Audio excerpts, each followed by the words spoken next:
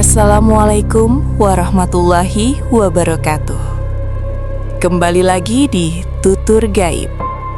Jangan lupa subscribe, like, share, dan komen.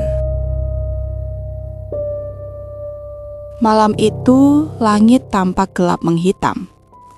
Bintang-bintang tak terlihat tertutup awan kelabu sisa hujan sore tadi. Udara terasa lebih sejuk dari biasanya. Angin berembus pelan menyusuri gang sempit di sebuah kawasan perumahan pinggiran kota. Cipatik memang tidak seramai kota Bandung. Suasana pedesaan masih terasa kental.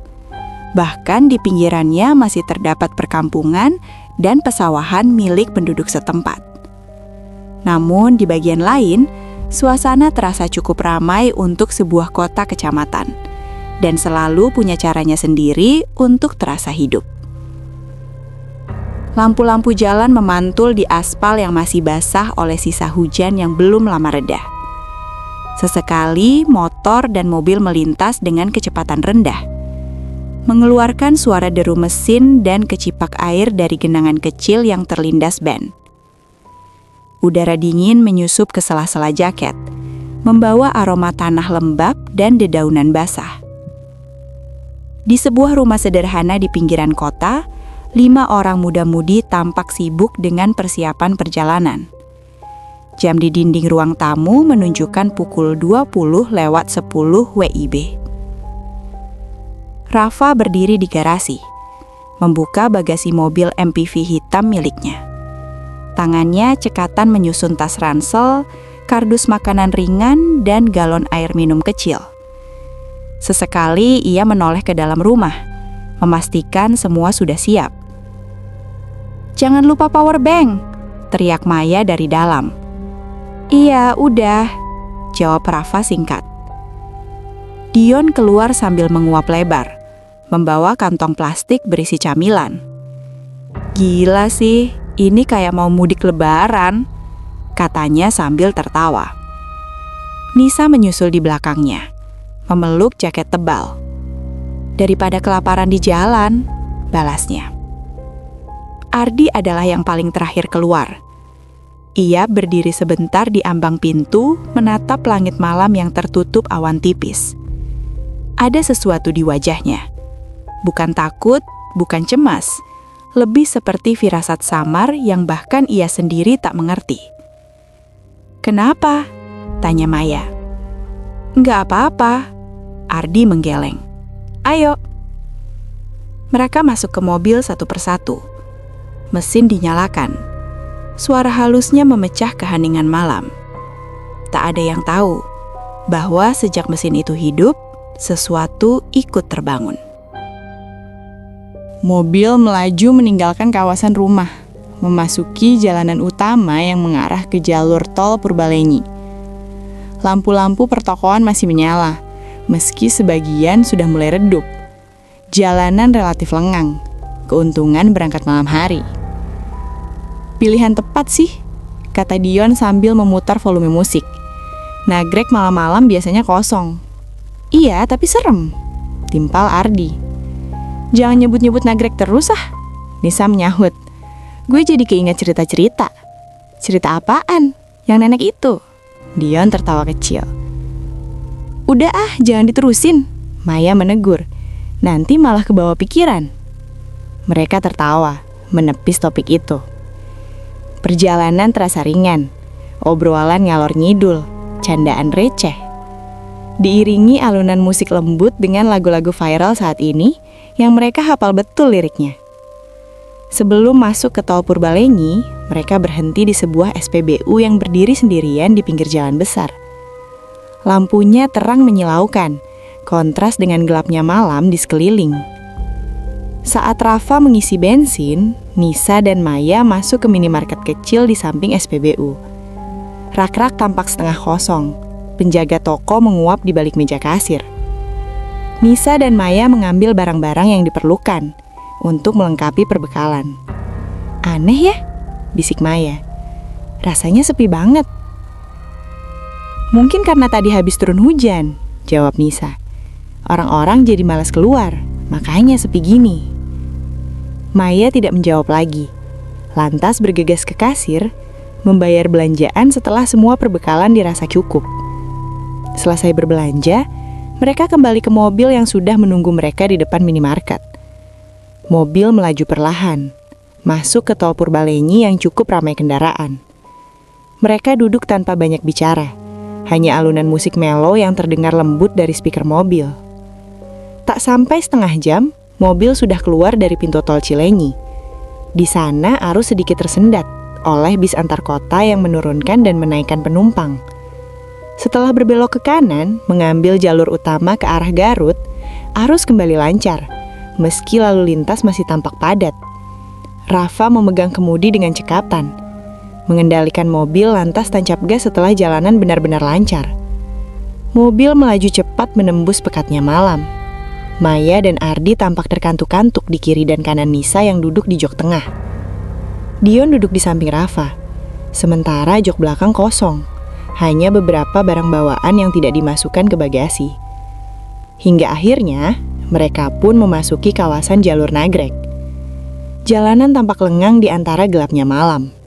Pepohonan di kiri dan kanan jalan terlihat seperti berlari mendekat, kemudian menjauh lagi setelah mobil melewatinya. Lampu jalan mulai kurang, rumah-rumah penduduk mulai jarang. Hanya tempat-tempat sepi yang sering terlewati yang tampak seperti hutan di sepanjang jalan yang berbelok dan menurun.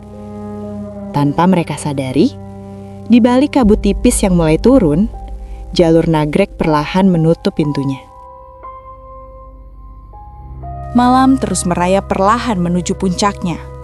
Mobil yang ditumpangi Rafa dan teman-temannya terus melaju masuk semakin dalam ke kawasan jalur nagrek. Saat melewati satu turunan panjang, udara tiba-tiba berubah begitu saja. Tanpa peringatan, suhu di dalam mobil terasa turun drastis. Kabut semakin tebal, menyelimuti jalan berkelok di depan mereka. Lampu mobil hanya mampu menembus beberapa meter ke depan. AC-nya dingin banget gak sih? Nisa mengusap lengannya. Masa sih? Biasa aja kok, jawab Rafa, meski ia sendiri merasakan hal yang sama. Maya dan Ardi yang dari tadi tidur terbangun karena juga merasakan hal yang sama. Suasana mulai hening, musik dipelankan. Kita udah nyampe mana nih? Tanya Maya pelan sambil menguap. Baru nyampe nagrek, jawab Nisa pendek. Gelap banget, berkabut lagi, timpal Ardi sambil mengucek mata dan merapatkan sweaternya. Nisa tidak berkata lagi, tapi wajahnya tampak sedikit menegang. Ia teringat kembali pada cerita-cerita mitos tentang keangkeran jalur nagrek. Cerita yang disampaikan dari mulut ke mulut yang bisa membuat siapapun bergidik mendengarnya meski belum pernah mengalaminya sendiri. Tanpa sadar Nisa bergidik terbawa oleh pikirannya sendiri. "Kenapa, Nis?" tanya Maya heran. "Gak apa-apa, cuma dingin aja." Nisa tidak berterus terang. "Ya beginilah nagrek," Ardi menimpali. "Kalian masih ingat kan cerita orang-orang tentang nagrek?" "Udah jangan nyeritain yang begituan," potong Nisa cepat. Iya, lo takut ya?" Ardi nyengir. "Tapi ini dinginnya agak lain. Kalian pada ngerasa gak sih?" lanjut Ardi. "Iya ya, dinginnya kayak gak biasa," sahut Maya yang memang merasakan hal yang sama. Mobil melaju menyusuri turunan dan belokan panjang. Rafa mengendalikan mobil dengan ekstra waspada dan hati-hati. Kabut yang semakin tebal memaksanya menurunkan kecepatan. Hingga saat tiba di sebuah tikungan panjang yang minim penerangan, di kejauhan lampu mobil menyorot sesosok nenek tua. Ia berjalan pelan di pinggir jalan membelakangi mereka, mengenakan kebaya kuno dan kain panjang. Punggungnya membungkuk hampir 90 derajat. Rambut putih panjang tergerai, sebagian menutupi wajahnya. "Nenek-nenek," gumam Dion. Mobil melambat. Saat mereka melewatinya, Maya refleks menoleh ke belakang. Namun Maya seketika terkejut. "Gak ada," katanya lirih. Nenek-nenek yang baru beberapa detik dilewatinya itu hilang entah kemana. Sontak semua terdiam. Perasaan mereka tidak karuan. Pikiran mereka dipenuhi bayangan yang menakutkan. Beberapa menit berlalu dalam keheningan yang tegang. Lalu, "Gak mungkin," Rafa menggumam dalam hati. Ia memperlambat mobil lagi. Di depannya, nenek itu muncul kembali. Kini berdiri menghadap jalan, tepat di pinggir aspal.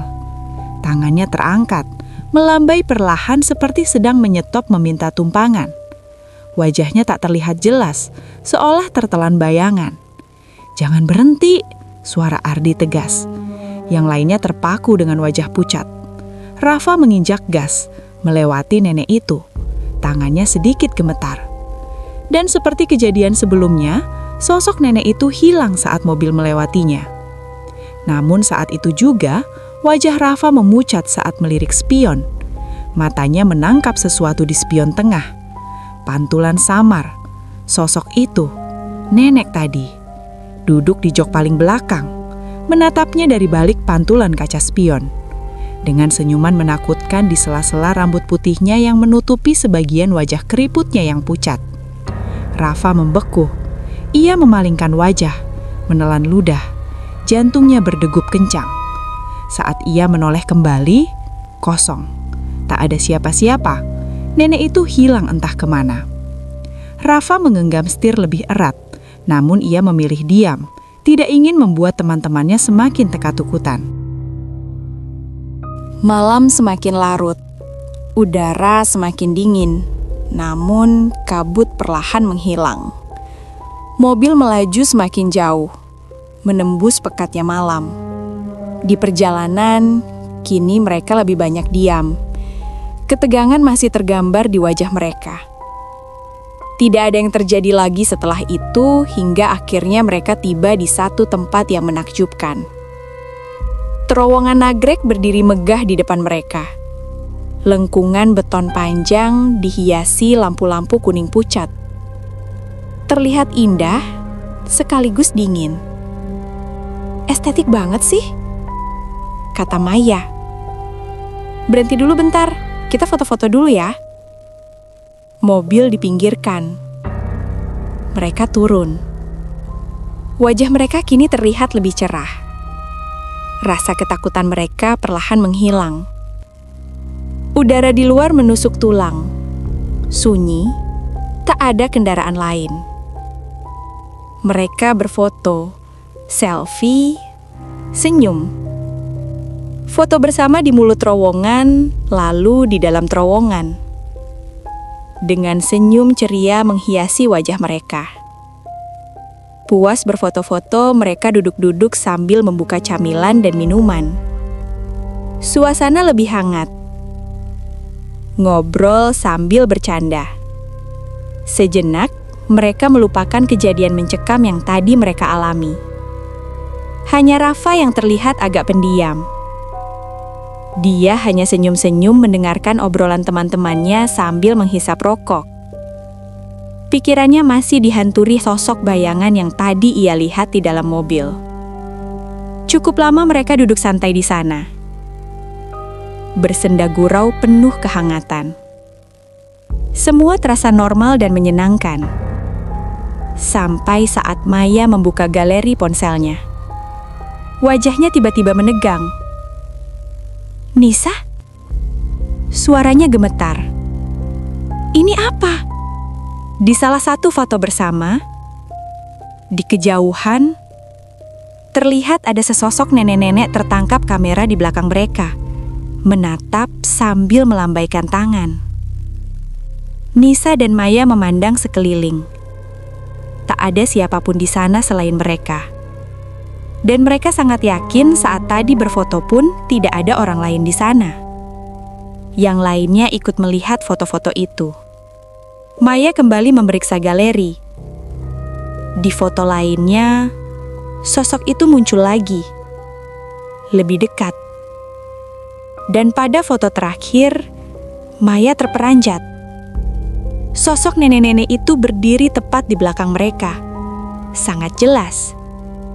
Wajahnya rusak, senyumnya lebar, matanya kosong, menatap ke arah kamera. Satu tangannya terangkat seperti melambai. Kepalanya sedikit dimiringkan dengan rambut putihnya yang sebagian menutupi wajahnya. Suasana hening seketika. Tak ada yang bergerak, tak ada yang bicara, tak ada yang bisa bernafas dengan normal. Mereka hanya saling pandang bergantian dalam diam. Nisa tersadar. Ia bangkit seketika dengan tubuh gemetar. Ada yang tidak beres di sini, ucapnya dengan suara bergetar. Kita harus segera pergi dari sini. Keempat temannya menatapnya seolah menyetujui ucapannya. Sejenak mereka saling pandang, lalu serentak bangkit. Mereka berlari masuk ke mobil, kemudian bergegas pergi meninggalkan tempat itu. Saat memasuki terowongan, lampu mendadak redup. Suara jeritan menggema, terdengar seperti keluar dari setiap tiang beton yang berjajar sepanjang terowongan. Kemudian terdengar tangisan anak kecil, begitu menyayat hati, mendirikan bulu kuduk. Disusul suara doa-doa berbahasa Sunda kuno, bergema seperti suara dari banyak mulut yang bicara bersamaan. "Cepetan, Raf, kita harus segera keluar dari tempat ini," ucap Nisa setengah berteriak. Tubuhnya gemetar. "Ada apa ini sebenarnya? Nis, aku takut." Maya memegang lengan Nisa erat. Ardi merungkut dengan tubuh menggigil. Sementara Dion hanya melotot dengan wajah pucat. Tangannya meremas pinggiran jok yang ia duduki. Tubuhnya kaku. Keringat dingin membasahi sekujur tubuhnya. Rafa panik. Ia tancap gas berharap segera keluar dari terowongan itu. Namun meski ia merasa sudah cukup lama memacu mobilnya, ujung terowongan itu tak kunjung sampai. Seperti berulang-ulang melewati tempat yang sama. Terowongan terasa memanjang, seolah tak berujung. Saat melirik, jam di dashboard mobil berhenti. Beberapa saat kemudian, lampu terowongan tiba-tiba mati semua. Gelap. Hanya sinar lampu mobil yang terasa sangat redup tidak normal. Detik berikutnya, mobil terasa oleng. Tak terkendali. Suara rem berdecit panjang. Mobil terbanting ke kiri menghantam trotoar, lalu jatuh terguling. Namun aneh, yang mereka rasakan bukanlah keadaan mereka saat itu, melainkan terasa seperti sedang menyaksikan sebuah keluarga di dalam mobil lain. Mereka melihat, atau lebih tepatnya merasakan sebuah kecelakaan. Mobil hancur, darah, teriakan, jeritan, tangisan anak kecil. Mereka seperti kembali ke tahun 2011 ketika ada sebuah kecelakaan tragis yang terjadi pada awal pembuatan terowongan itu. Hingga akhirnya mereka jatuh tak sadarkan diri. Pagi menjelang, cahaya fajar menyingsing di ufuk timur. Ketika tersadar, mereka mendapati diri mereka masih berada di dalam mobil. Masih utuh. Mobil berhenti di pinggir jalan di dekat mulut keluar terowongan dengan salah satu ban yang naik ke atas trotoar. Beruntung, mereka selamat. Tubuh mereka tidak ada yang terluka parah. Hanya sekujur tubuh yang terasa sakit, lemas dengan wajah yang pucat. Selang beberapa lama, seorang lelaki tua datang mendekat. Ia membantu mereka keluar dari mobil, mencoba menenangkan mereka dengan memberikan air yang sudah dibacakan doa-doa dan meminumkannya. "Syukurlah kalian tidak kenapa-napa. Di sini memang rawan kecelakaan," ucap lelaki tua itu. "Banyak yang mengalami kejadian aneh kalau lewat malam-malam di sini. Ada beberapa pantangan yang harus diperhatikan di wilayah ini. Kalau lewat nagrek," katanya lagi, "jangan sembarangan berhenti, jangan sembarangan memotret. Dan satu hal yang harus kalian lakukan apabila mengalami hal aneh," lanjutnya, "kalian harus membuang puntung rokok karuhun ke jalan dan bunyikan klakson 3 kali." Jelasnya dengan wajah serius. Singkat cerita, mereka telah kembali ke rumah masing-masing. Mereka pulang dengan selamat, membawa ingatan kejadian aneh yang tidak akan pernah bisa mereka lupakan selamanya. Namun sejak malam itu, di rumah Maya sering melihat bayangan berkelebat di sudut matanya.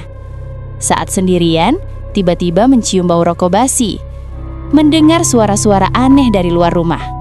Dan di cermin, ia sering melihat bayangan sosok nenek itu. Tersenyum, menunggu. Terima kasih sudah mendengarkan kisah ini sampai selesai. Jika kalian suka cerita-cerita seperti ini, silahkan klik tombol like. Jangan lupa subscribe, nyalakan loncengnya, tinggalkan komentar, dan share ke teman-teman dan sosial media kalian. Semoga kita semua selalu dalam lindungan Allah Subhanahu wa Ta'ala, diberi kesehatan dan dilancarkan rezekinya. Amin ya Rabbal Alamin. Sampai jumpa di kisah berikutnya. Wassalamualaikum warahmatullahi wabarakatuh.